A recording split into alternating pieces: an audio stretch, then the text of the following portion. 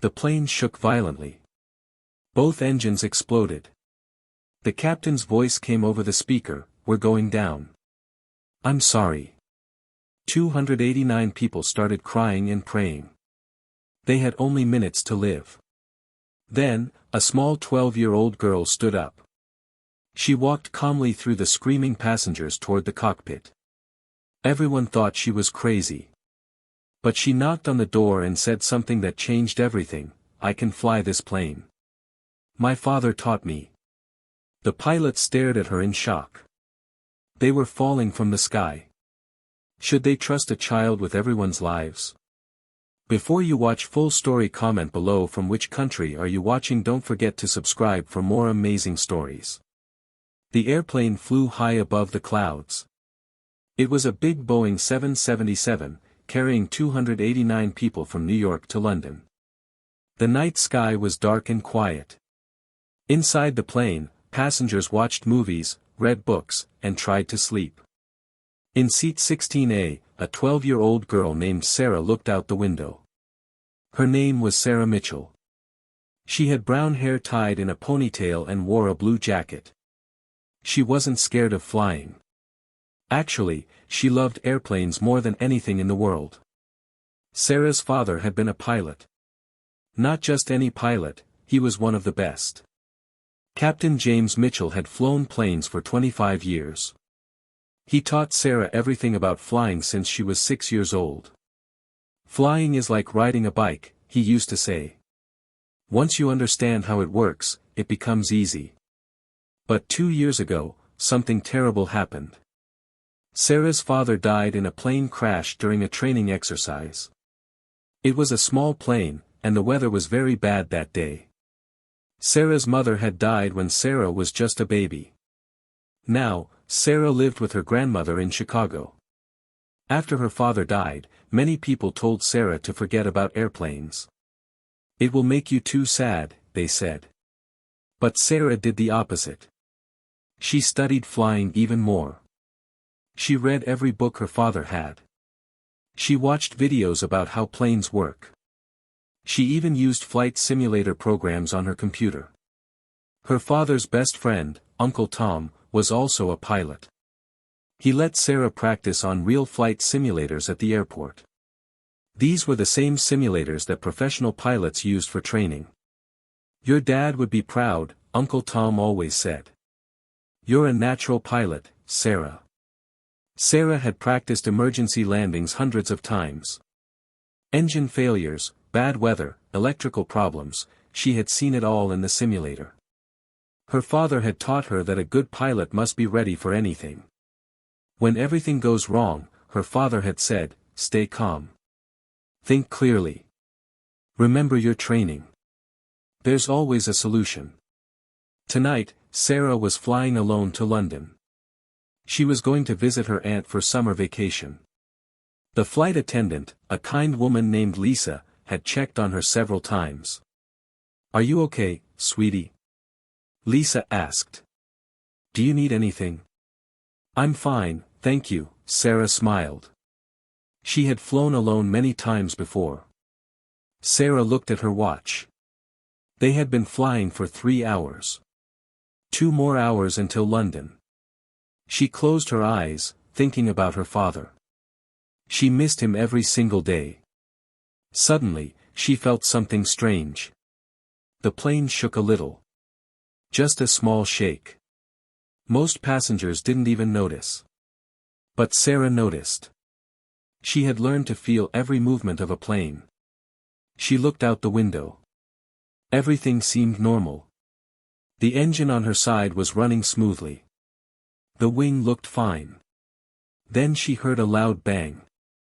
The sound was like a bomb exploding. The whole plane shook violently. Passengers screamed. Bags fell from the overhead compartments. The lights flickered. Sarah's heart started beating fast, but she forced herself to stay calm. "Think like a pilot," she told herself. What was that sound? Then the oxygen masks dropped from the ceiling. Yellow masks dangled in front of every passenger's face. People panicked. Some didn't know what to do. Children cried. Sarah quickly put on her mask. She remembered her father's training, oxygen first. Always. You can't help anyone if you pass out. The plane started tilting to the left. Sarah looked out her window. She saw something that made her stomach drop. The right engine, the one on her side, was on fire. Black smoke poured out of it. Pieces of metal were flying off. "This is your captain speaking," a voice came over the speaker. The captain sounded worried. "We have experienced an engine failure. Please remain calm and keep your oxygen masks on. We are descending to a lower altitude." Engine failure. Sarah knew what that meant. But planes could fly with just one engine. They practiced it all the time. This shouldn't be too dangerous. But then she heard another sound. This one was worse. A loud grinding noise came from the left side of the plane, the side she couldn't see from her seat. The plane tilted more. Now it was shaking badly. A man across the aisle was looking out his window. His face went white. "The other engine," he shouted. "It's smoking too." Sarah's mind raced. 2 engines failing. That was extremely rare. Almost impossible. But not completely impossible. She had studied this scenario. She knew what it meant. Without engines, the plane would glide. But it couldn't glide forever. They would have to land soon. Very soon. The captain's voice came back on the speaker. This time, he sounded scared. "Ladies and gentlemen. I need to be honest with you. We have lost both engines. We also have a problem with our hydraulic systems. This means we have very little control over the plane." People started screaming louder. A woman next to Sarah was crying and praying. A man behind her was calling his wife on the phone, saying goodbye. "We are going down," the captain continued. His voice was shaking. "I'm very sorry. Please put your heads down and brace for impact. May God be with us all." Sarah felt tears in her eyes, but she wiped them away quickly. She looked around the cabin. Everyone was terrified. Flight attendants were crying while trying to help passengers. People were hugging each other. Some were writing final messages on their phones. But Sarah wasn't ready to give up. Her father's voice echoed in her mind, "When everything goes wrong, stay calm. Think clearly. There's always a solution." She thought about everything she had learned. 2 engines failed. Hydraulic problems. That meant the pilots couldn't control the plane properly. The hydraulics powered the wing flaps, the rudder, and other control surfaces. But wait. Sarah remembered something from her studies. There were backup systems. Emergency systems. Manual controls. And there was one more thing, something her father had taught her about. The APU. The Auxiliary Power Unit. It was a small engine in the tail of the plane. It normally just provided electrical power. But it also produced a little bit of thrust. Not much, but maybe enough to help control the plane. Sarah also remembered lessons about using engine thrust to steer when hydraulics failed. Her father had made her practice this technique many times in the simulator. "It's called throttle steering," he had explained. It saved United Flight 232 in 1989. But the pilots in the cockpit didn't have engines anymore. They probably didn't know about the APU technique. It wasn't in the standard manuals. It was something her father had learned from studying old accidents and talking to veteran pilots. Sarah made a decision. She unbuckled her seatbelt and stood up. "Sit down," someone yelled at her. "What are you doing?" Lisa, the flight attendant, rushed over. "Sarah, please. You need to sit down and brace for impact." "I need to talk to the pilots," Sarah said firmly. "I know how to fly this plane." Lisa looked at her like she was crazy. "Honey, you're just a kid. You're scared. Please sit down. I'm not scared, Sarah said. It was a lie, she was terrified. But she didn't let it show. My father was Captain James Mitchell. He taught me how to fly. I've trained for this exact situation. Please, let me try to help. Something in Sarah's eyes made Lisa pause. The girl wasn't hysterical. She wasn't panicking. She looked calm. Determined. Please, Sarah said again. We're going to crash in a few minutes anyway. What harm can I do? Lisa looked at the cockpit door, then back at Sarah. She thought about her own children at home. She thought about the 289 people on this plane who were about to die. What if this girl really could help? What if she knew something the pilots didn't? Come with me, Lisa said. Lisa led Sarah to the front of the plane. Other flight attendants were preparing passengers for the crash. They didn't notice the small girl walking toward the cockpit. Lisa knocked on the cockpit door. Captain. Captain, I have someone who needs to talk to you. Not now, a voice shouted from inside. We're trying to save this plane. Please. Lisa shouted back. Just listen for 1 minute. The door opened. The co-pilot, a young woman with short black hair, looked out. Her face was pale and covered in sweat. What is it? This girl says she knows how to help, Lisa said quickly. The co-pilot looked down at Sarah. What? This is not the time for.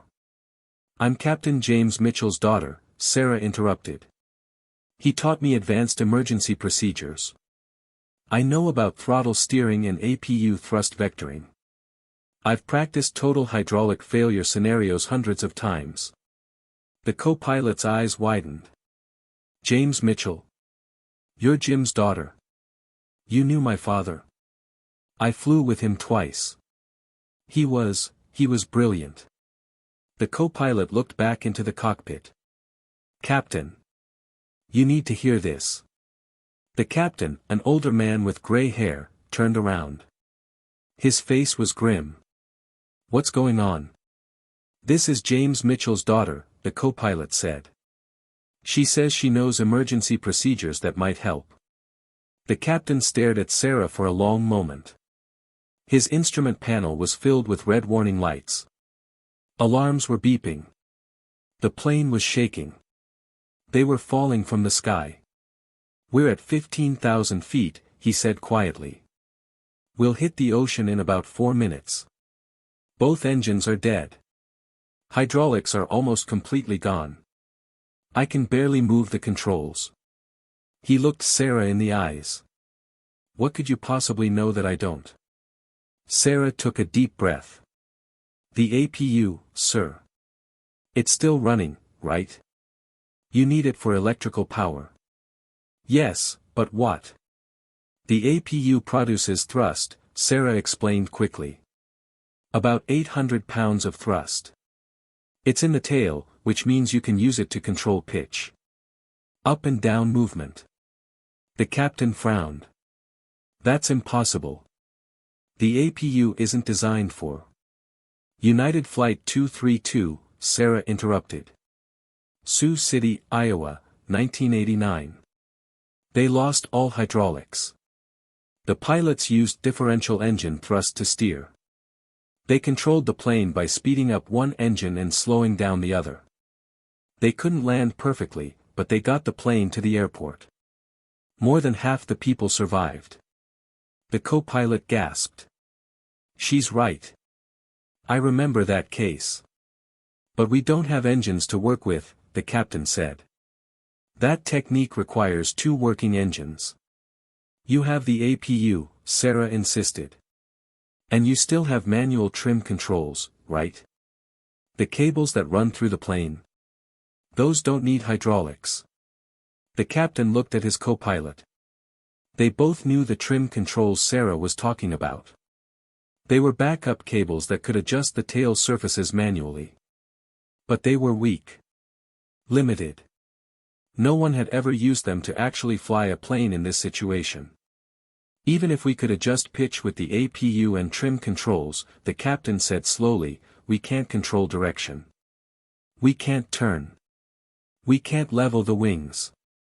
Use the spoilers, Sarah said. The panels on top of the wings. Deploy them asymmetrically, more on one side than the other. It will create drag that turns the plane. It won't be smooth, but it works. My dad made me practice this in the simulator. The captain and co-pilot looked at each other. What this girl was describing was completely outside any standard training. It was experimental. Theoretical. Crazy. But they were about to die anyway. How old are you? The captain asked. 12, sir. And you've really practiced this? Hundreds of times. My dad, he believed in preparing for the impossible. The captain closed his eyes for a moment. He thought about his wife and grandchildren. He thought about the 289 people behind him who trusted him to keep them safe. He made a decision. Get in here, he said, stepping aside. Quickly. Sarah stepped into the cockpit. It was smaller than she expected. Screens everywhere showed red warning messages. The noise was incredible, alarms, wind, rattling. 10,000 feet, the co-pilot announced. Her name tag said, Maria Santos. 3 minutes to impact. Okay, the captain said. His name was Robert Hayes. Tell us exactly what to do. Sarah looked at the instruments. Her father had taught her how to read them. Altitude, dropping fast. Speed, too high. Attitude, nose pointing down at a dangerous angle. First, activate the APU to maximum thrust, she said, her voice steady. It's normally in low power mode. There's a switch on the overhead panel, yellow button, right side. Captain Hayes reached up and flipped the switch. They felt a small vibration as the APU engine in the tail increased power. Good, Sarah said. Now, Maria, start deploying the right spoilers. Just the right side. That will create drag on the right wing and start turning us left. Maria's hands flew over the controls. Normally, spoilers deployed with hydraulic pressure at the push of a button. But now she had to use the emergency manual deployment lever. It was stiff and hard to move. The plane slowly started turning. It's working. Maria gasped. We're actually turning. Don't turn too much, Sarah warned. We need to stay mostly level. Captain Hayes, pull back on the yoke as hard as you can. We need to raise the nose. Hayes pulled with all his strength. The manual controls had almost no power. It was like trying to steer a car without power steering, possible, but extremely hard. The nose came up slightly. Just a tiny bit. But it was something. 8,000 feet, Maria called out. 2 minutes. Use the trim wheel, Sarah instructed. The big wheel between your seats. Spin it backward. That adjusts the tail manually without hydraulics. Hayes reached for the trim wheel and spun it. It was hard to turn, but he managed. The tail adjusted slightly. The nose came up a little more. They were still falling fast, but now the plane was at a better angle. We're going to hit the water, Hayes said grimly. Even if we do everything right, we can't avoid that. The question is whether we hit at a survivable angle and speed. Water landing, Sarah said, remembering her father's lessons. We need to be wings level, nose slightly up, and as slow as possible. What's our current speed? 280 knots, Maria answered. Way too fast. Deploy all the spoilers, Sarah said. Both sides, fully extended. And drop the landing gear, even though we're not landing on a runway. The gear will create drag and slow us down. If we drop the gear over water, it might rip off when we hit, Hayes warned. I know, Sarah said. But we need to slow down. If we hit at this speed, the fuselage will break apart. We need to be under 200 knots. Hayes made the decision. Do it, Maria. Maria deployed all spoilers and lowered the landing gear. The plane shuddered as the gear dropped into the wind. The drag increased dramatically. They could feel the plane slowing down. 6,000 feet. Maria's voice was rising. 1 minute. Sarah looked out the windscreen. She could see the ocean now. Moonlight reflected off the waves. It looked peaceful and beautiful. And deadly. We need to hit parallel to the waves, Sarah said. Not across them. If we hit a wave sideways, we'll cartwheel. I can barely control direction. Hayes shouted. He was fighting the controls with everything he had. Use the spoilers again, Sarah said calmly. Right side up, left side down. Gentle adjustments. Maria worked the spoiler controls like she was playing a musical instrument. Tiny adjustments. The plane slowly aligned with the wave direction. 4,000 feet. Speed 220 knots. Still too fast. Nose up. Nose up. Sarah urged. APU thrust is helping, but we need more. Captain Hayes, are you pulling back as hard as you can? Yes. Hayes grunted. His arms were shaking with effort. Maria, help him. Both of you pull together. Maria grabbed the yoke on her side. Both pilots pulled with all their strength. The nose came up more. The plane's angle was better now. Not good, but better. 2,000 feet. 30 seconds. Sarah's heart was pounding, but her mind was clear. This was just like the simulator. Just like the hundreds of times she practiced with her father. Except this time, it was real. Speed 190 knots, Maria called. Altitude 1,000 feet. This is it, Hayes said. His voice was steady now. Calm. Brace for impact. Keep the nose up. Sarah reminded them. Don't let it drop at the last second. 500 feet. Sarah could see individual waves now. They were coming up so fast. 200 feet. Nose up. Nose up, all three of them shouted together. 100 feet. The ocean filled the entire windscreen. 50 feet. Pull. Sarah screamed. And they hit. The tail struck first. The sound was like 1,000 car crashes happening at once. The entire plane shook violently. Sarah was thrown forward against the cockpit wall. Her head hit something hard. She saw stars. Then the main fuselage hit the water. The impact was so powerful that it felt like the plane was being crushed. Water exploded against the windscreen. The glass cracked but didn't break. They were sliding across the ocean surface now. Sliding fast. The plane groaned and screeched. Metal tearing. Systems failing. But they were sliding, not tumbling. They were staying in one piece. Slowly, slowly, the plane came to a stop. They were floating. The nose was tilted up slightly.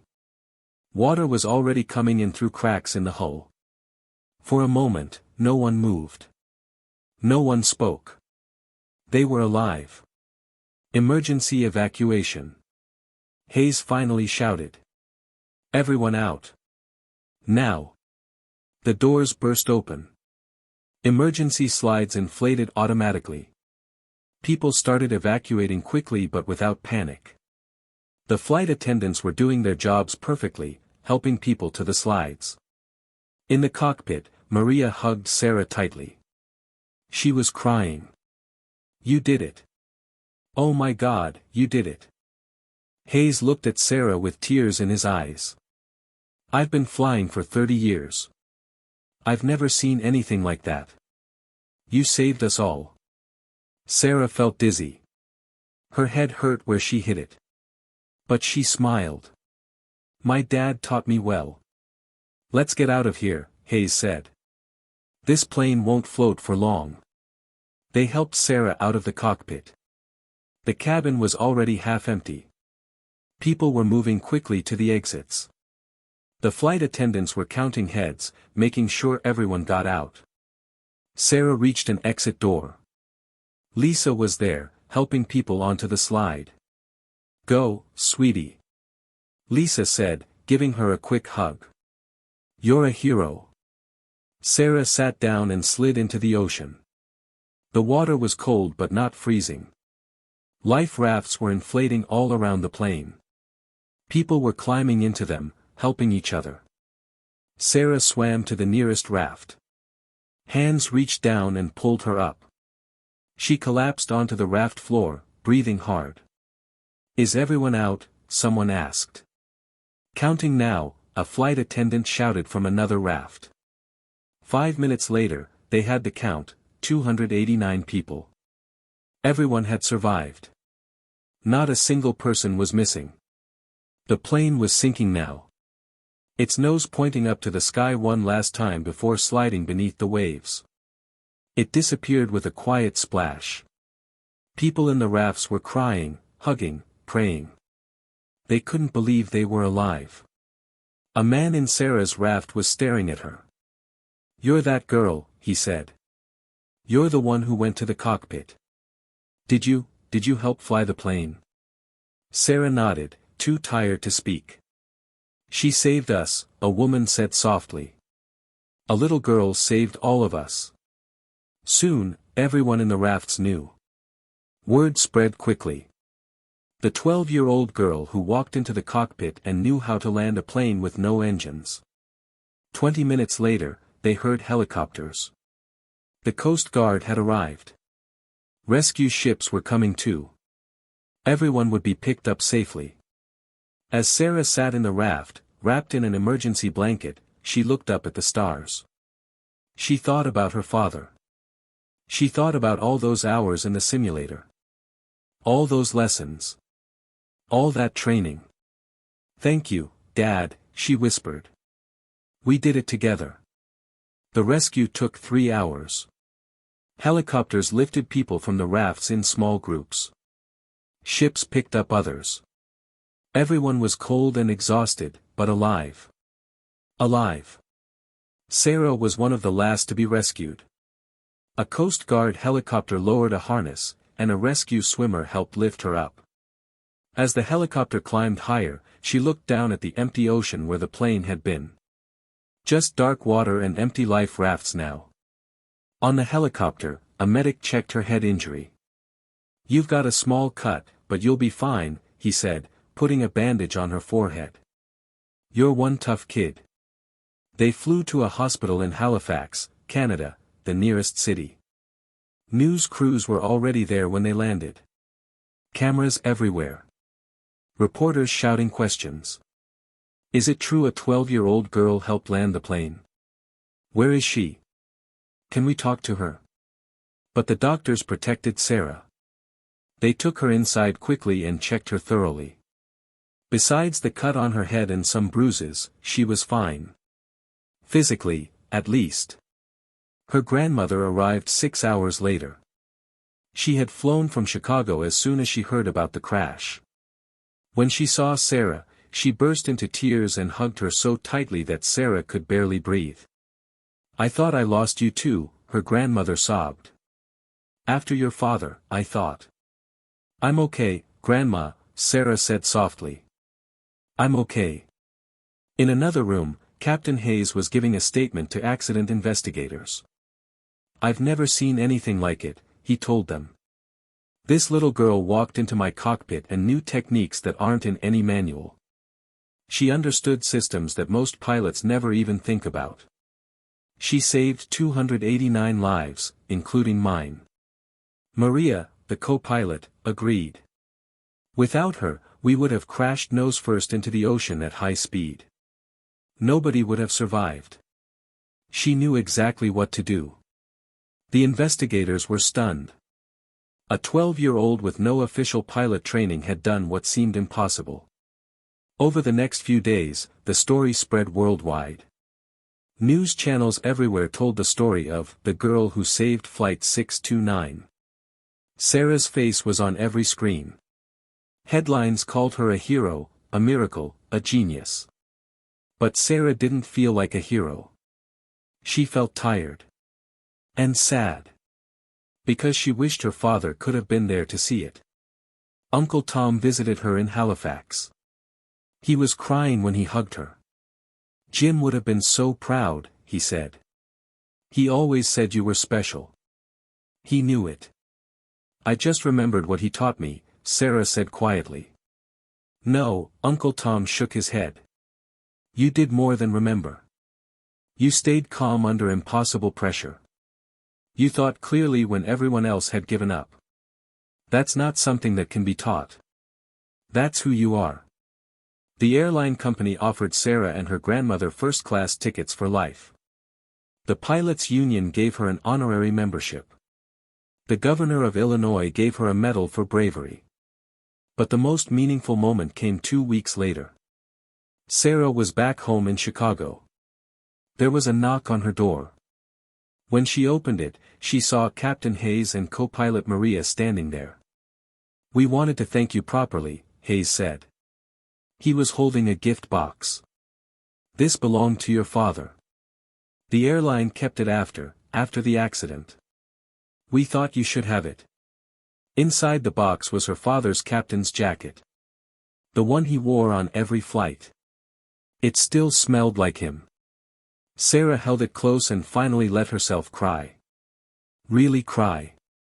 For the first time since the crash. For her father. For everything she had been through. He saved us, Maria said gently. Through you. Everything he taught you, all that time you spent together, it saved 289 lives. Hayes knelt down to Sarah's level. You know what the difference between a good pilot and a great pilot is? He asked. Sarah shook her head. A good pilot follows all the rules perfectly, Hayes explained. But a great pilot knows when to think beyond the rules. When to try something that's never been done before. Your father was a great pilot. And so are you. A year passed. Sarah turned 13. She went back to school. Life slowly returned to normal. But she was different now. The whole world knew her name. She received thousands of letters from people around the world. Many were from passengers on Flight 629, thanking her for saving their lives. Some were from pilots who wanted to learn her techniques.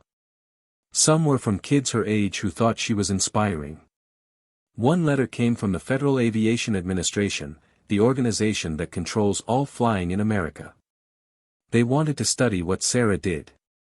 They wanted to add her techniques to the official pilot training manual. Your methods are now being taught to every airline pilot, the letter said. Because of you, pilots will be better prepared for the impossible. You've changed aviation forever. Sarah also kept training. Uncle Tom still took her to the simulator every month. But now, other pilots came to watch. To learn from her. The 13-year-old girl teaching veteran pilots new tricks. A documentary was made about Flight 629. They interviewed all the passengers, the crew, and Sarah. The final scene showed Sarah in a flight simulator, practicing the exact emergency that she had survived. Aren't you scared? The interviewer asked. After what happened? Sarah thought for a moment. My father taught me that fear is normal, she said. But fear shouldn't stop you from doing what you love. Flying is what I love. It's what he loved. I won't give it up. Do you want to be a pilot when you grow up? Sarah smiled. I already am a pilot. I just need to wait until I'm old enough to make it official. On the 1-year anniversary of the crash, there was a reunion. All 289 survivors gathered in Halifax, at the exact spot where they had been rescued. They stood together on the dock, looking out at the ocean. Captain Hayes stood next to Sarah. Every single person here is alive because of you, he said. Never forget that. They released 289 white balloons into the sky. One for each survivor. Sarah released hers last. She watched it float up and up, toward the clouds. "I miss you, Dad," she whispered. "But I know you're proud." The balloon disappeared into the blue sky. And Sarah smiled, knowing that somewhere, somehow, her father was watching. 10 years later, Sarah Mitchell became the youngest person ever to earn a commercial pilot's license. She was 23 years old. 5 years after that, she became a captain for a major airline. She flew the same route her father used to fly, Chicago to San Francisco. She also became an instructor, teaching emergency procedures to other pilots. Her specialty? Impossible scenarios. The situations that most people think can't be survived. If my father taught me anything, she would tell her students, it's that impossible just means nobody's figured it out yet. Your job as a pilot isn't just to follow the manual. It's to think. To adapt. To never give up, even when everything says you should. In her office, she kept 2 things on the wall. First, a photo of her father in his captain's uniform, smiling proudly. Second, a newspaper headline from that October night when she was 12. Girl, 12, saves 289 lives in impossible ocean landing. She would look at these every day before going to work. They reminded her of who she was. Of what she had survived. Of what was possible when you refused to give up. And sometimes, when she flew through the night sky at 37,000 feet, with the stars shining above and the world sleeping below, she would whisper the same words. "Thank you, Dad. We did it together." This story is written in simple English with no grammatical errors. It follows the structure of the title, a pilot announcing disaster, a 12-year-old girl offering to help, and the miracle that follows. All aviation details are simplified but technically accurate.